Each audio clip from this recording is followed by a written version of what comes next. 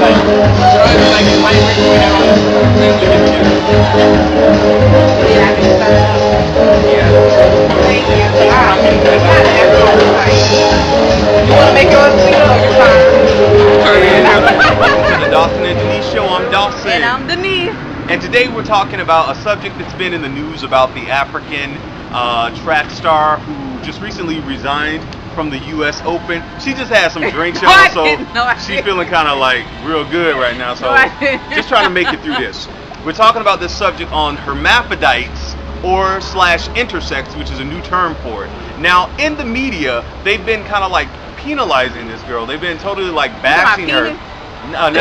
You said penalizing. Oh, penalize, not penalize. Okay. Yeah, I was just trying to be fanciful with it. But they've been like penalizing her because she has both male and female characteristics, and because of that, she withdrew herself from the game, from the track match.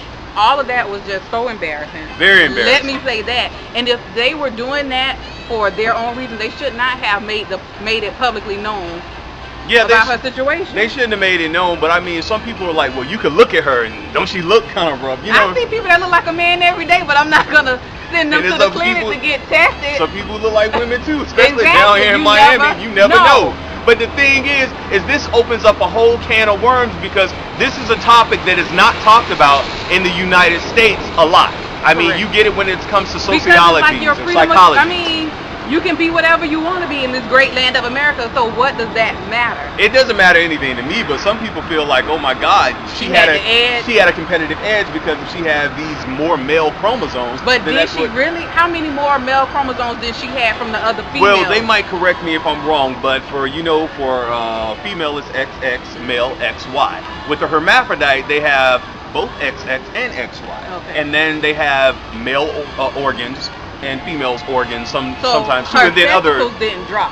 It could have been, but I don't know. I don't think they did. That's what I'm telling you. I don't think her testicles dropped, and she doesn't have ovaries. So she really has a disadvantage all the way around. It was so embarrassing. I don't think it was called for. It wasn't a cause for, but I think they were trying to make a poster child out of her. Yeah, they were.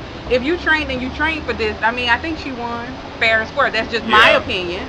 But it wasn't a competitive edge because she didn't use drugs. Exactly. I mean, that was who she was. And if she was born a hermaphrodite, then I mean, you can't change that. That's what God created you. And if she was born a hermaphrodite, like you said, and her parents chose for her, or she chose to be a woman, shouldn't that be good enough? And you go with that?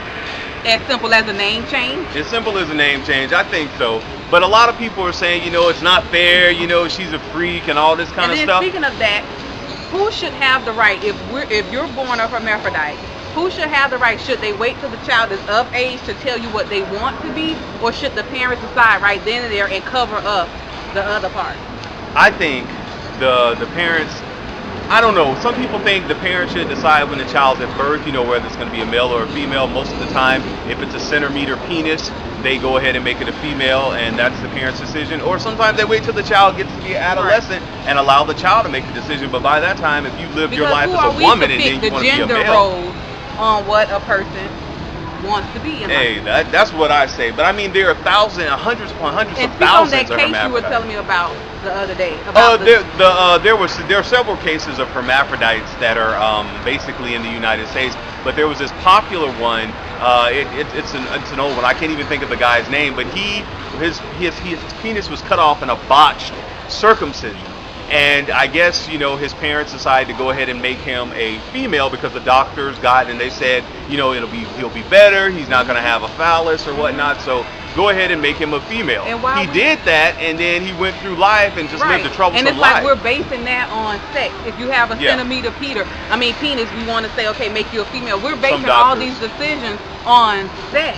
It is sad, but I mean, this is what I talked to one of my sociology teachers about. The ability to have sex. What do you think about this? Because some people, when they talk about homosexuality, when they talk about lesbianism, when they talk about all different other sex, that seems not to be the normal way. People always say, it's against God. God didn't make you that way. God didn't do this. But an intersex child, a hermaphrodite child, they were born that way. So I mean, that kind of makes you reevaluate what you mean religiously or morally. If the parents didn't decide and you went through your whole adult life and there are a lot of people sex, and then finally you were in this relationship, this long relationship, and then you come out of the bag, and then it's like, Exactly, and there are a lot of people. There are a lot of people who live their life as men, but really feel like women on the inside, or vice versa, living their life as women, but really feel like men. Or have the women counterparts. Exactly, So, and what if you find a partner or a person you fall in love that with, you fell in love with. and you find out they're hermaphrodite? What would you do then? I mean, that's an interesting subject when you get well, into like sex I and said, sexuality. I guess you can get over the centimeter penis by buying a 12-foot dildo. I think.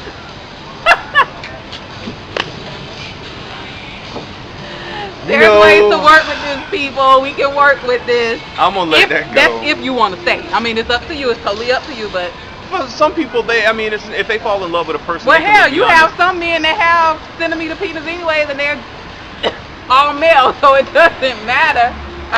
And in that situation, what would you do? Go buy a dildo. Hey, come on, let it go. Let it go. But anyway, all I'm saying is that it makes us think about how we think about what we feel religiously, socially, morally, and ethnically about hermaphrodites and intersex individuals. Wrong. I think it was wrong. I think if she was going to be the poster child, so that's why a lot of this stuff came about. But I mean, you guys stay tuned and see what happens with this. She won fair and square, if you ask me, because she was born with both male and female characteristics. And she came up as a girl. I mean, exactly. Point blank. Point blank. And then other than her looking like a man, what were the basis of this investigation? That was it. Because you have people that look like men. Because I mean, when you saw her run, but it's like I ain't gonna get myself in trouble. But when you have a very athletic person, you're gonna build muscles, you're gonna do all this kind of stuff.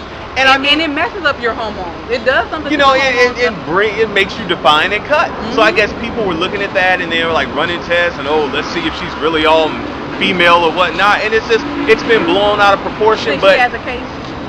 A lot of people they're talking about putting out a lawsuit. But South Africa is very proud of her, and I'm proud of her, man. Do you?